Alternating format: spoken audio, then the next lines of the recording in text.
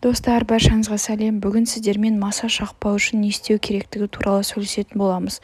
Маса кішкентай сәбиді шақпас үшін бесігін немесе төсегін жанына лимон болмаса сарымсақ қойып қойыңыз. Видеоны ары қарай көрмес бұрын маған подписка жасап лайк қоюды ұмытпаңыздар. Бірінші жолы кәдімгі ванилин. Пісірмеге қосатын ванилин шіркей мен масаға қарсы өте керемет дәрі. Кішкентай ғана жауыңыздан қорғану үшін ванилин ұнтағын теріңізге жағыңыз. Немесе 1 грамм ванилинді 100 грамм балаларға арналған кремге араластырып теріңізге жақсаңыз, сізге мүлдем маса жоламайды.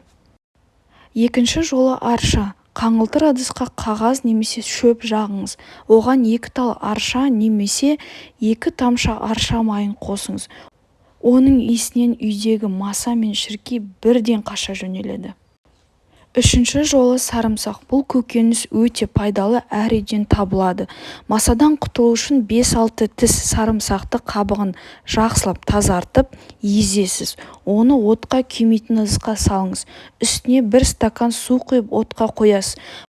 Баяу отта 5-6 минут қайнатасыз. Сарымсақ суын спрей бөтелкеге құйып бөлмеге шашасыз. Достар, менімен бірге болғандарыңызға үлкен рахмет. Подписка жасап лайк қойды ұмытпаңыздар, менің каналымды дамыту үшін.